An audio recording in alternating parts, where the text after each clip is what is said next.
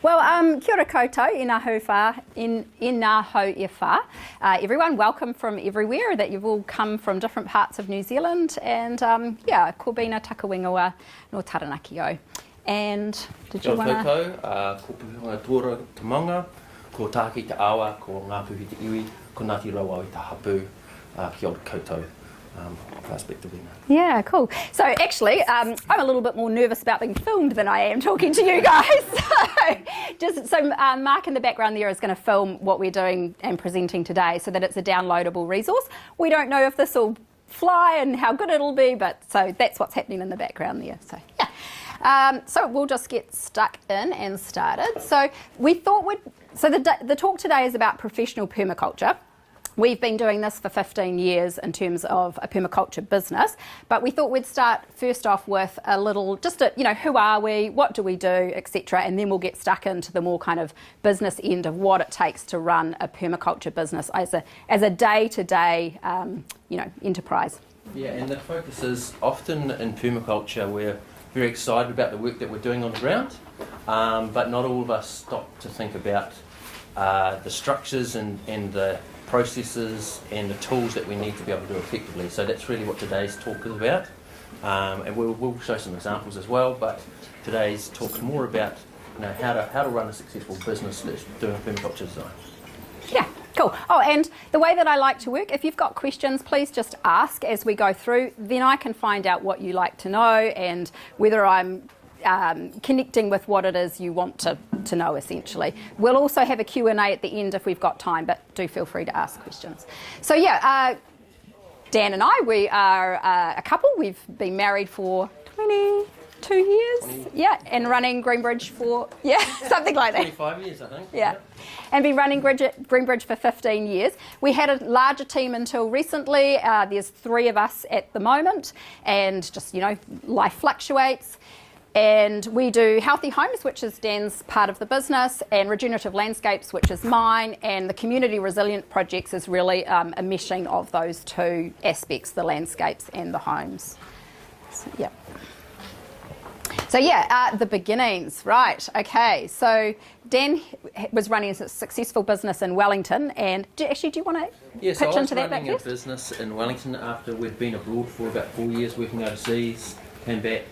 But about once a month I found myself thinking, what am I even doing this for? I'd figured out how to make reasonable money, a 6-figure income, doing sort of 3 or 4 days a week. So sort of some of those things were working quite well. But I find myself thinking, what's the point? What am I actually really contributing? And so when the showroom I was working out of, was running my business out of in Wellington, our lease came up and we didn't have the rights renewal. Rather than spend money and recreate it somewhere else, decided to close that business down and move to Taranaki for 2 main reasons: to make family the primary focus, and this is where Bena's from. She grew up south of Maunga, and had grandparents here for our children, and we brought with us the question, what does worthwhile work look like? Yeah, and so we bought a 10-acre property with the idea of, well, let's do something sustainable on it and start, a sustainable business, knowing not in what that would mean at all.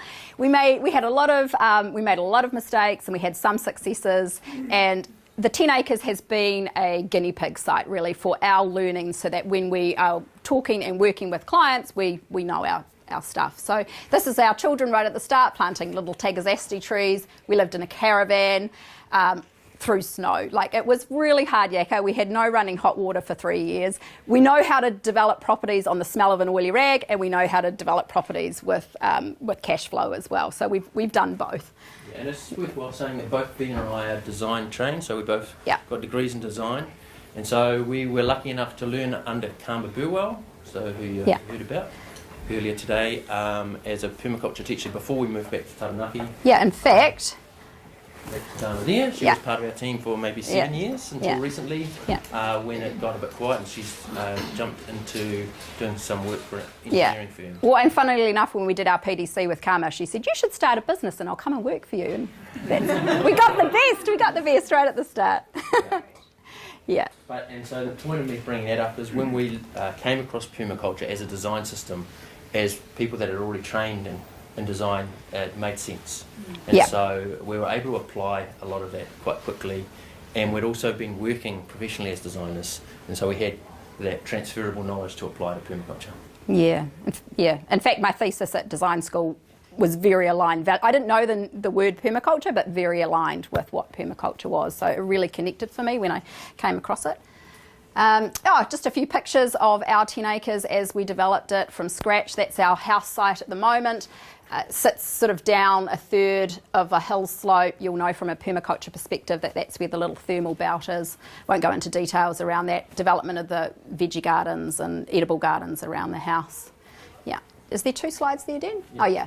Yeah, and so that's the property as of about 3 or 4 years ago. We run courses from there, do regen grazing with our stock. These are trees now, so at the start the property was completely bare, very eroded. So we've developed quite an oasis. No, and you can see we've planted thousands of trees. So that's the backbone to regenerating a landscape, really.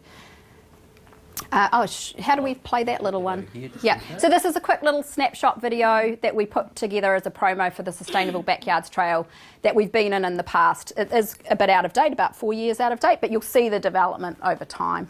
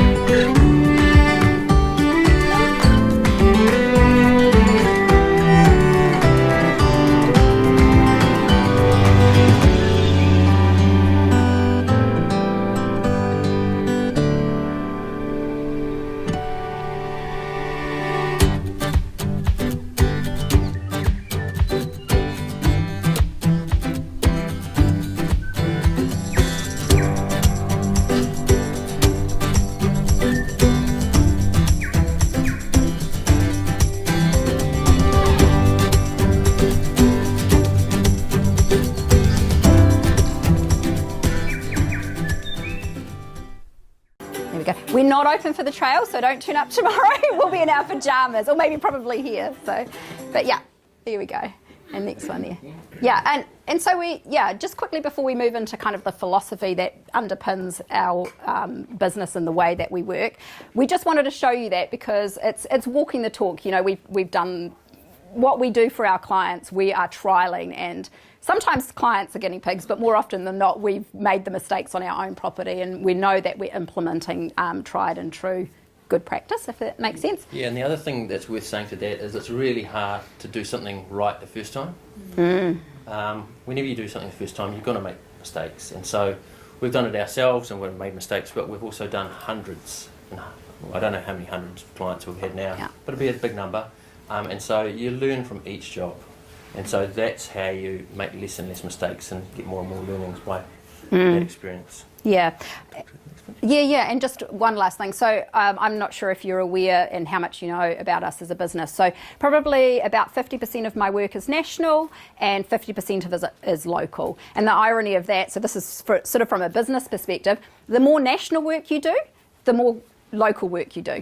because you end up getting the kudos of, well, if you get work national. So keep that in mind. It's always worth saying yes to those projects that are further afield, as long as you can maybe get there in your electric vehicle or by bus. So it's we've actually talked about it at permaculture events in the past, that sometimes there's a strange thing that people will respect people from outside the region more than they'll respect their local experts. It's just, and so there's even this idea that you talk to your colleagues in different regions, and if the work comes up, they'll recommend you from outside and vice versa. You both have design backgrounds. Yes. Interested to know what qualifications you got in that.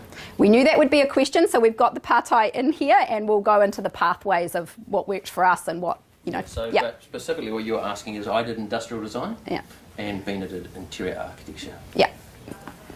So this is, you guys should know about this, but often we actually did this presentation recently at the local Polytech WIT, and just talking about the difference between ego and eco. This is just talking about philosophies, some of the challenges that are facing,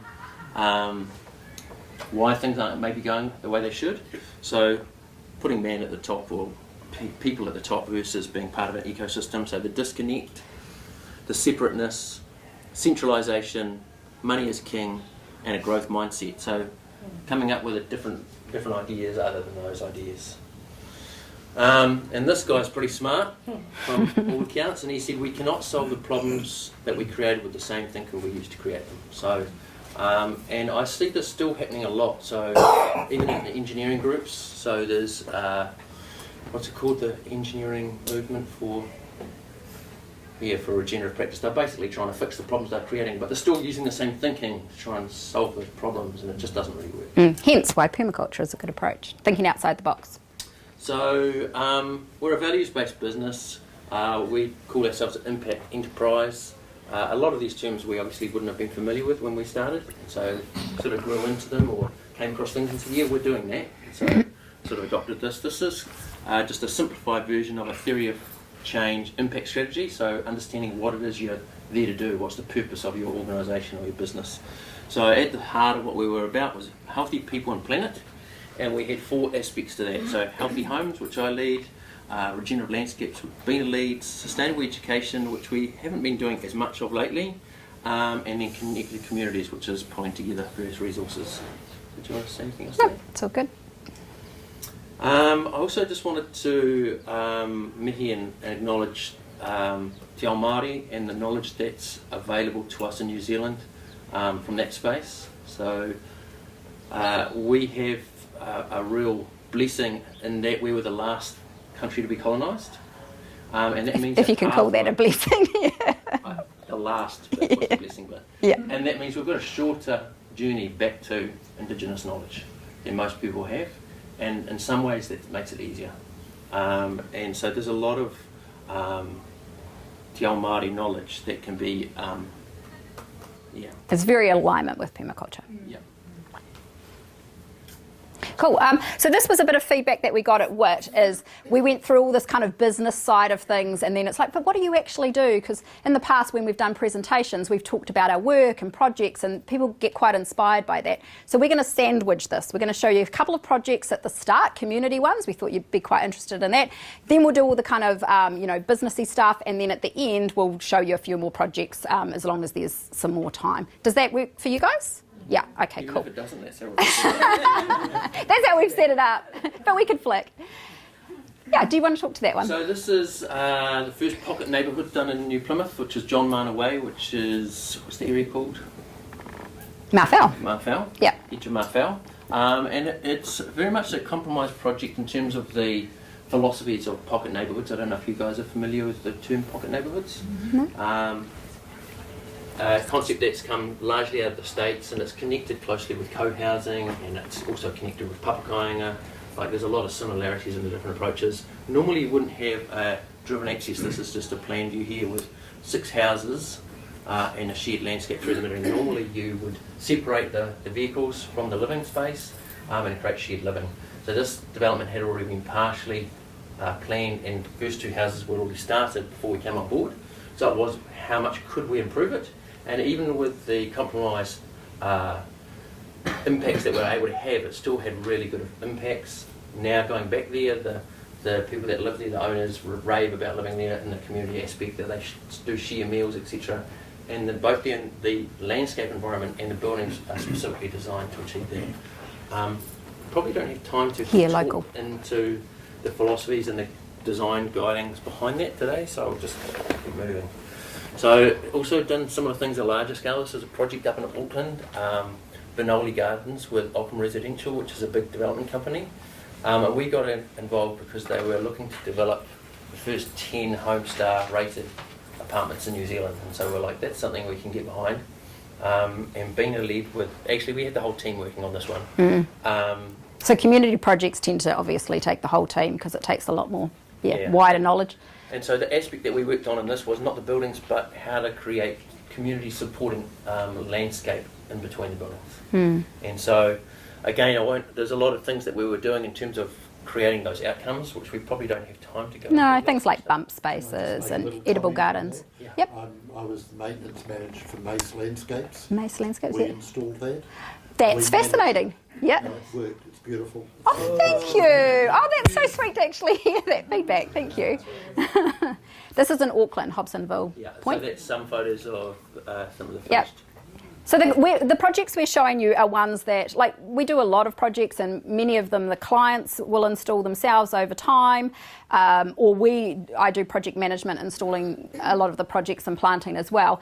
But they've happened. They're not just drawings on a page. These are actual projects that are live. Can you just, when you do one of these, just give us an idea of the principle or the primary principles behind your design, so that we actually can understand and implement ourselves? So we can, and it's just we're aware that we've had 45 minutes and that's probably been... And so today, I really appreciate that, Brian. The topic for today is the business focus of things, and so we're putting a few projects in there so you get context of what we do, and we'll touch on those a little bit, but we're going to focus mostly on running a permaculture business. But we're happy to chat anytime after about those principles as well. Just grab us and have chats about that. Happy to do that, but otherwise we'll probably run out of time. Cool. Just one more question. So just from a clientele perspective, yes, both from essentially trying to understand the demographic of who you're working for, who you work for, who you market towards, and the balance of that and how that works. So there's a lot more to that question, but hopefully you understand. We're going to hit on that. It was hard to know which order to put things, but we wanted you to get a feel for some of the projects, then we're going to go into those nitty-gritties. So very shortly. So this is just another example. This project hasn't been completed yet. This was in Pika Pika. Actually, Adam Sheen is one of the clients. He's here today. And so this was an eco-village, essentially. So I can't remember how many dwellings, maybe 8 dwellings with a 8 to shared 12, dwelling. Tiny homes, Paumatua housing, and a people-centric space. So there's a bunch of things that go into the design, but if we talk about that. Well, but very quickly, like corralling the car, so the car isn't within that space other than emergency vehicles. Nesting dwellings so that you have privacy, but they're actually quite close together. You've got a range of different typologies in the houses so that you've got flexibility in the future as you move forward with changing demographic needs.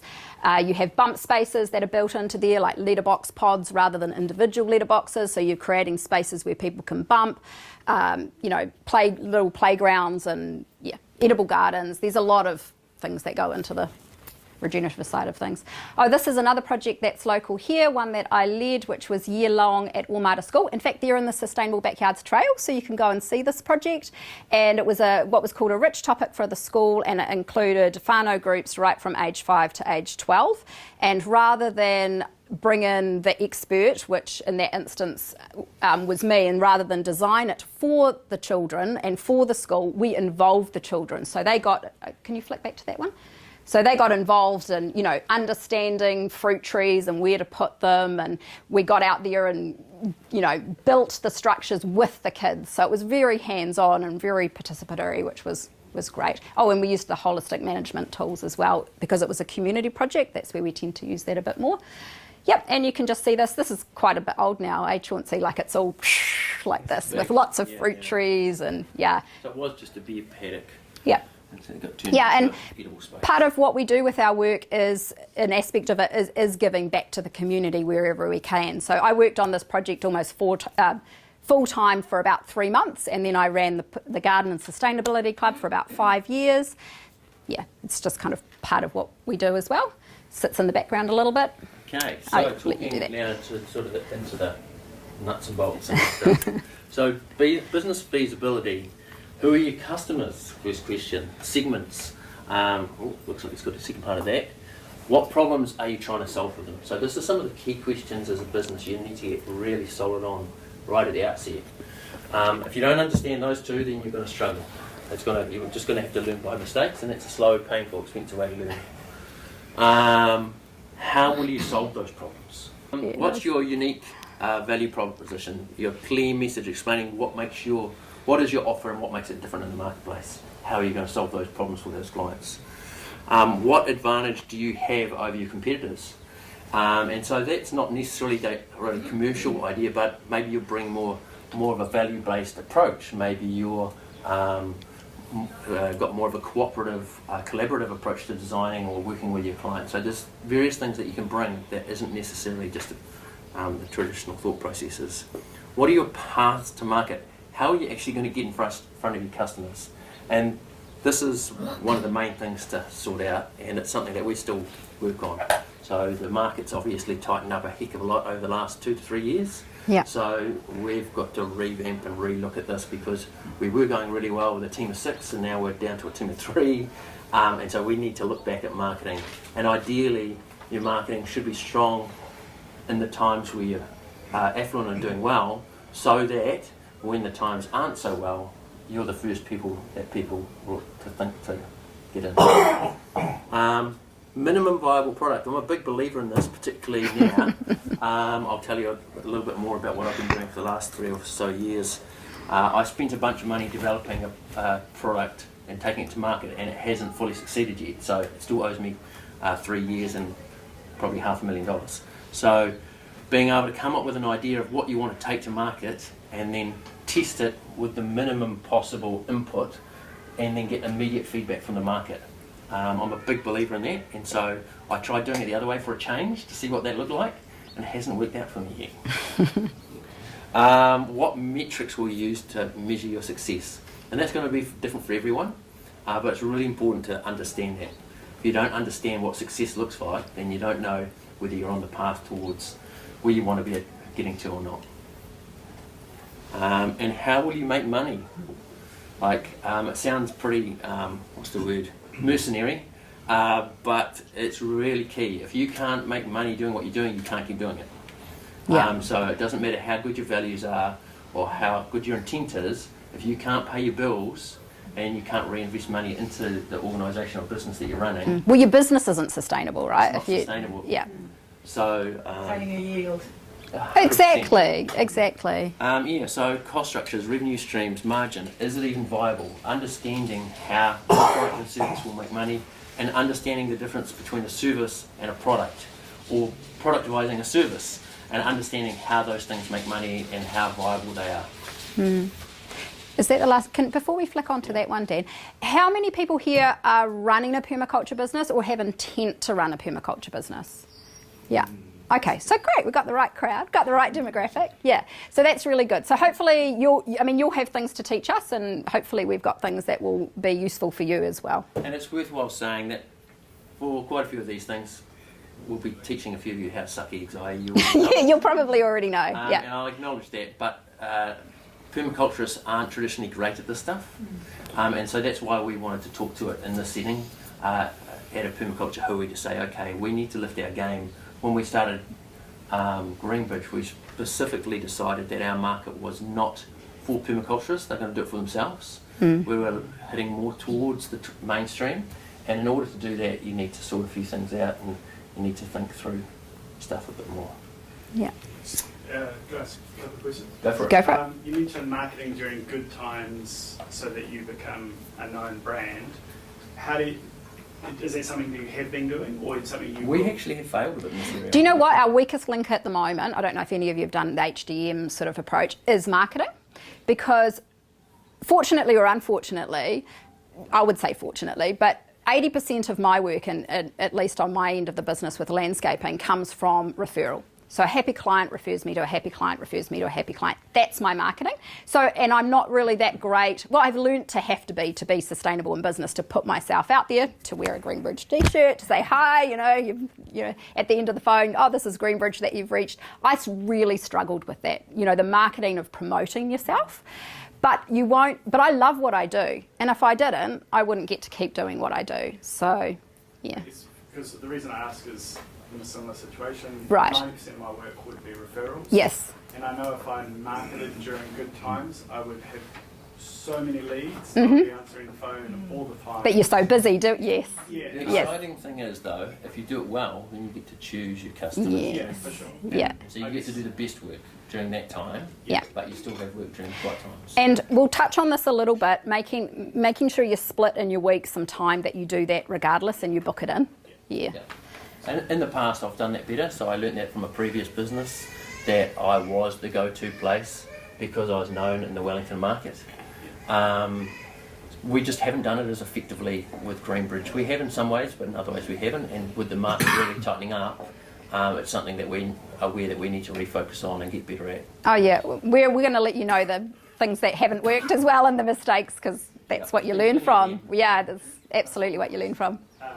So you talked about being clear on your direction in terms of what you want to specialise in and what you're good at. Again, in my line of work, I find that I'm like constantly, it's changing for me all the time. And I'm just curious if you guys have had any lessons from what you've been doing about how to potentially shortcut where you eventually want to go, if that makes sense. I wouldn't say we've done it the shortcut way. No, we have We've done it the hard, slow Any way. lessons from what you've done that help anyone else shortcut Do that process? you mean knowing what it is you want to do and offer to market? Is that what you're asking? Yeah, so like for me, for example, I constantly see new things and I'm like, oh, I'd love to do that. And Ah. Yeah. this, Yeah. And then I'd love to do that. We totally struggled with that too. So I'm We just struggled with it curious for if years. there's any lessons Yep. from short- Particularly when it's Yeah. busy in the market, the thing that you need to get best at is saying no. For sure. That you need to say no a lot more often than you say yes. And so to be clear about that, it comes back to who do you, it goes back, first of all, what are your values? What are you there to do? What's the purpose of your business? Who are therefore your customers? What are their problems that you're going to solve? And that should start, that's why we started with that stuff. Because it actually starts with your values. And values aren't values until they're tested and they're inconvenient. When they're inconvenient to uphold, that's what makes them values. Otherwise, they're just a nice idea.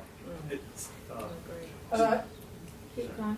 I just related to that, there's a conflict in sustainability of the business too, right? Yeah. And like what helps your business be sustainable financially can conflict, or maybe not conflict, but can drag you away from some of the things Values. you really want to do, right? Well, in that sense, we were very staunch because Dan gave up a very successful business that was already running well and making a good income, working about 4 days a week in Wellington. So we started this business with the intent that this is what our values are. There's no plan B. This is what we're doing. So stubborn or stupid, I'm not sure, but we only do projects that have, regenerative, sustainable, organic, community focus. We don't do anything else. So that filters out people, and after a while you get known for that and it becomes a little bit nichey and people self-filter themselves. They already, your website can do that for you as well. But we should probably tick along, just so we can answer more detailed Bena questions just later. said what I was going to throw in. So because what I do is very specific. Yeah, and non-stop yes. as well. I have a little self-filter that I send out to leads that Yes. they self-select themselves, and sometimes what comes back then I'll pass them on to other people that I know Perfect. will be more relevant. So Yeah. you're not sort of having to say no, but you're Yep. redirecting. Yeah, and then you get more and more of the clients that you do want. Yeah. Yeah. Cool. Cool. So just talking about some of the planning tools that we've found have been useful. Impact strategy we talked about earlier, so you can look up that through Theory of Change. So that can be a really useful thing to understand what you're trying to do. So what are your values? What impacts are you trying to have on your community and your, or we were talking about earlier today, your bioregion, etc. Your business story, understanding your story, that's part of your marketing, being able to communicate that to others. And that's part of the marketing process that gets buy-in from your market. So people understanding your story, why you do what you do, etc. professional collaborations. Bena will talk a bit more about that, but Yep. that it can be quite lonely. I'm sure people that put up their hands earlier saying that they're doing permaculture practice, if you're doing it by yourself, it's hard yakka. So having professional collaborations, both inside permaculture and outside, and we'll talk a little bit about that, really important. Holistic decision making, so I don't know if everyone's familiar with that tool. It's a tool we definitely use on the larger projects to help those community or larger projects make good decisions about where they're heading. Did anyone here do Dan Palmer's? Who passed away now, but yeah, amazing course. That really shifted our business very quickly, didn't it? I would say we were really struggling as a business to be clear about several things, about where we're going and why and how, and protecting our quality of life during the process. And within 2 months, we had increased our income, cut out a third of our working hours, etc. So that's a really useful tool. Yeah, highly recommend that. Client journey mapping. So that's a really useful tool as well. Understanding not only how you're going to get customers in terms of the funnel to meeting them, but once they become potential customers or customers, what does their journey look like through dealing with you? What is that? And actually thinking that through and really mapping that out so that you can design both an enjoyable experience but also an effective one. Humans, I know this is just text on the screen, which is a bit boring, but we'll get there. Human scaled business. We often talk about human scaled buildings, but also human scaled business. So I worked for the council for a year when things got quiet, and I'm really grateful for that experience, but good to see what non-human scaled organisations look like and how they don't operate. And so being a small business owner, I 1 to 4 people is really tough because you have to wear so many hats. There's so many skills that you have to master to be successful. It's probably one of the hardest things to do well because there's so much to learn. Then if you go to the large scale businesses, they often lose their values and the inefficiencies creep in. So looking at that sort of mid-sized business is what I've seen, sort of half a dozen to, I don't know what the top figure is, but it's probably somewhere in low tens, as in 20 or 30 people. That sort of scale of business takes away from the stress of having to figure out everything for yourself while still being able to deliver. It obviously depends what you're doing as a business, but understanding what scale of business is good for you and your customer. Heart-centered business. So hopefully that's reasonably self-sufficient, but that's just about being true to your values. So if you've just focused on the money, then it's probably not going to work out that great. Or if you're just there for ego, equally that's probably not going to work out that great. So if you're there in service, that's probably a good place to start. Definitely. And the lean canvas. So I don't know if you guys have come across this, but this is a tool that I would highly recommend. You can just jump online and look up the lean canvas and find 1 in a million. But instead of doing a business plan, which might be 40 pages, what this does is on 1 page gets you to look at the crux of your business idea and is it viable, will it work, how are you going to make it work. And I've done the big business plans, I've got investors in on part of a business, done all that. I don't actually think it's very relevant in today's marketplace unless you're getting investors. That's the only reason you do it, so you can report and sort of share your knowledge. But as a business owner, this is far more useful tool. This combined with holistic decision making. I think these two are the really great place to start. If nothing else, it's just those two. Those two. Yeah. Probably same thing, HDM. So this is what it looks like if you're not familiar with it, where you have your statement of purpose, like what are you here to do?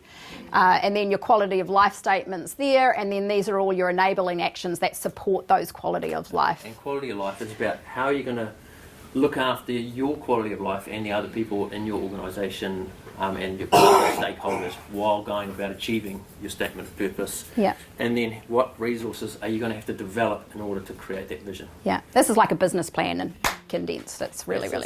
Simplified part of it. Oh yeah. Okay. Is that working? Yeah. Push down. Let's just have a little look. So, hang on. I'm going to show you some really cheesy pictures, so apologies for the cheesy pictures, but they are going to hopefully just illustrate some points, a little bit of conversation, okay?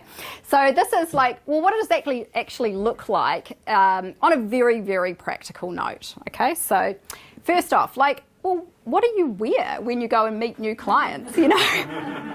Do you go with, you know, the dirt under your fingernails when you've just come from the garden? It's authentic, maybe.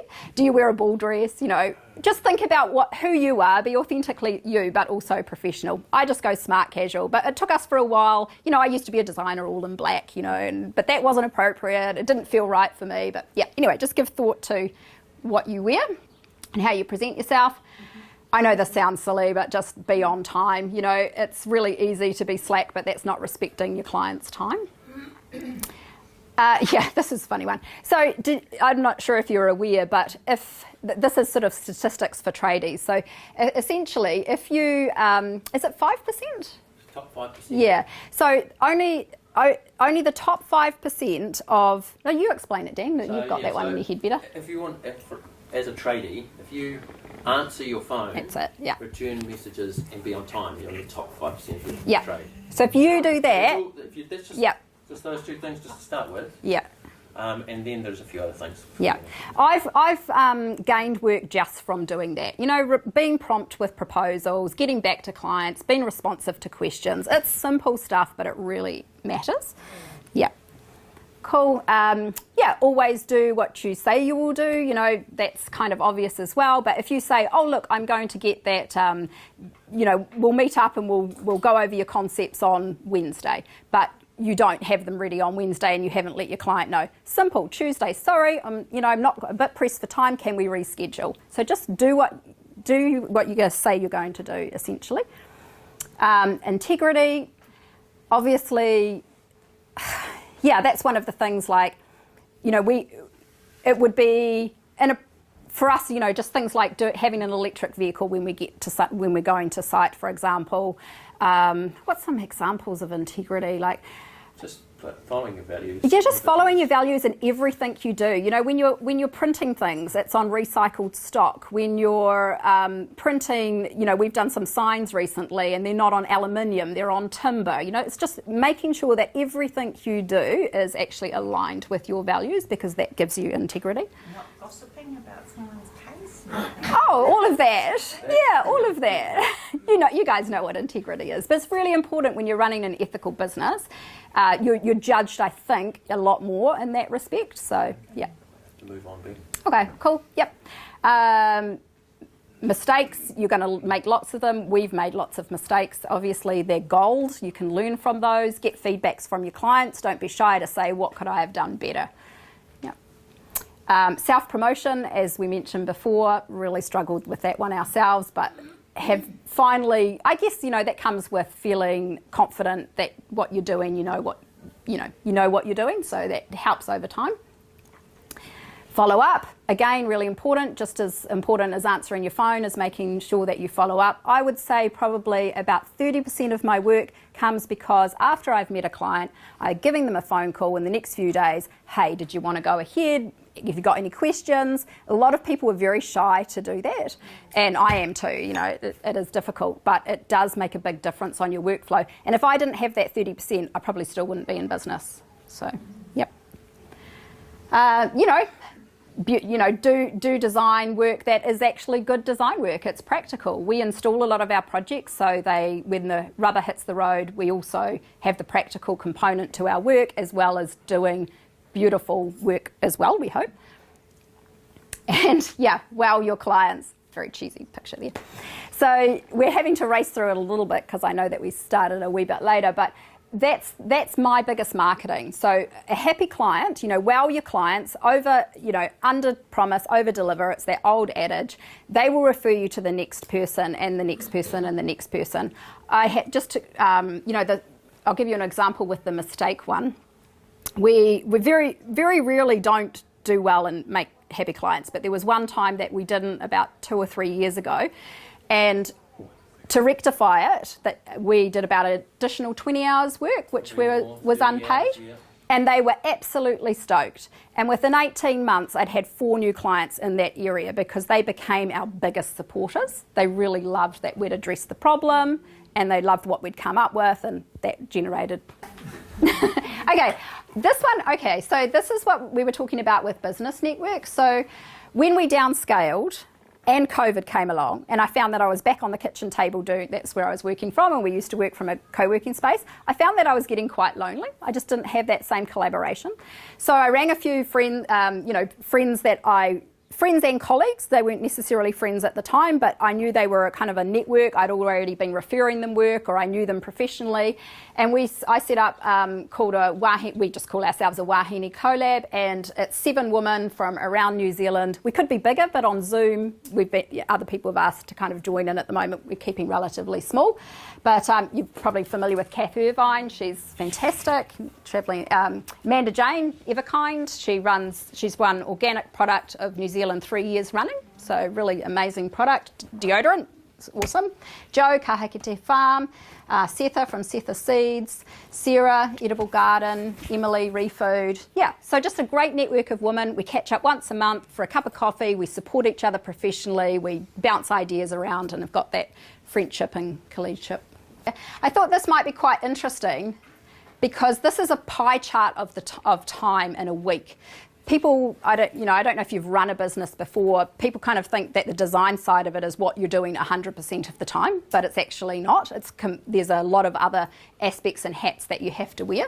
So marketing, back to that marketing question. So if you take this as a working week, say, 36 to 40 hours or so, I will spend around 3 hours in the week on marketing.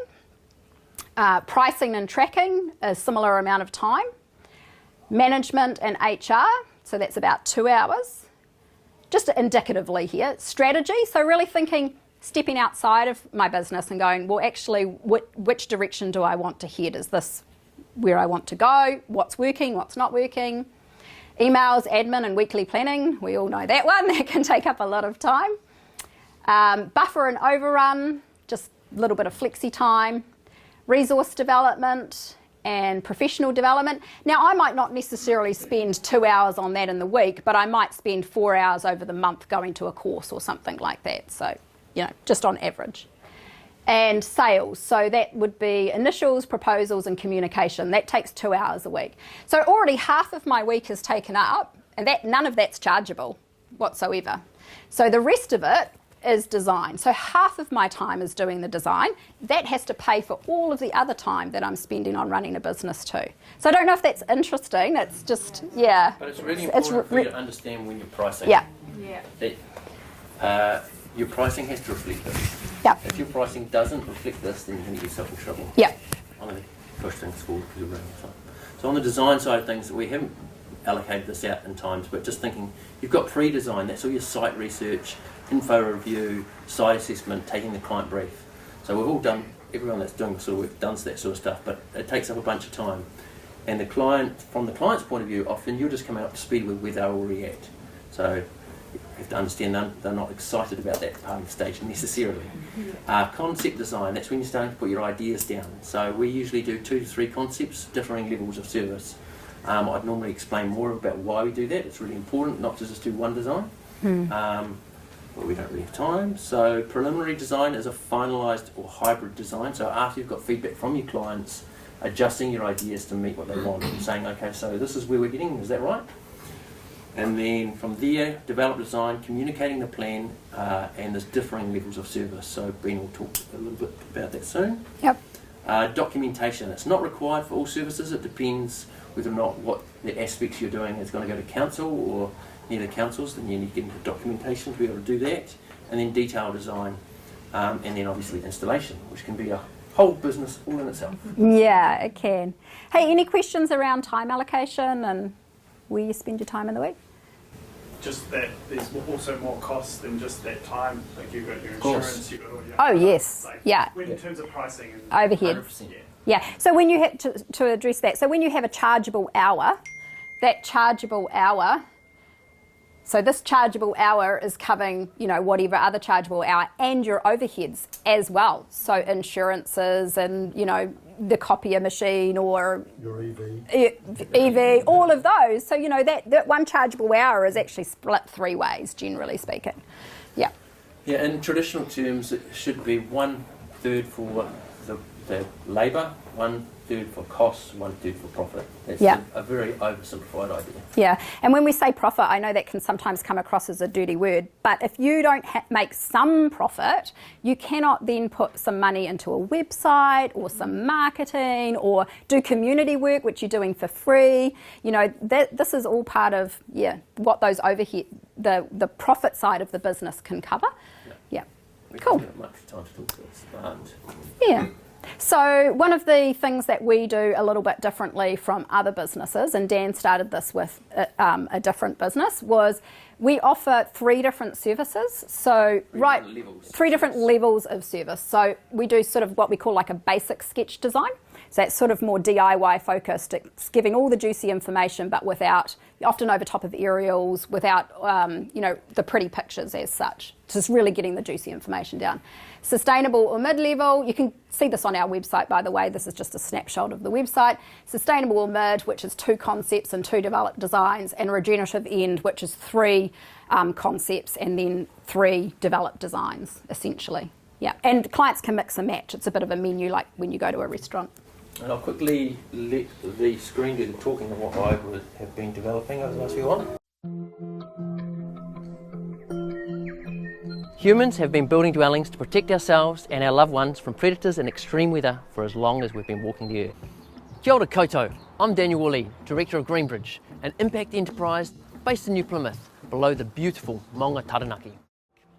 I reckon it's crazy that in New Zealand we're still building toxic homes, averaging over 180 square metres for 2.4 occupants, in an industry that produces over 40% of the country's landfill waste. These homes are being constantly and poorly redesigned at huge expense, taking up heaps of time and stressing out buyers in a process and at prices that fewer and fewer Kiwis can afford.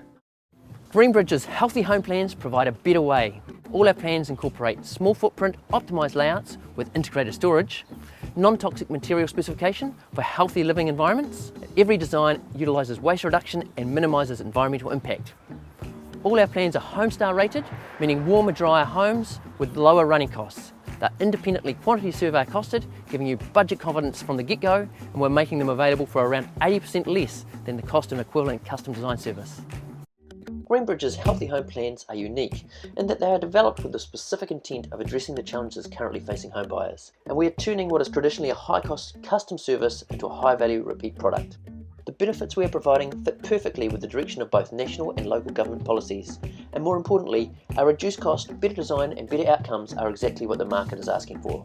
And as we are selling nationally using an online format, we also have the opportunity to scale our sales and work with our customers ranging from single owners through multi-home developments.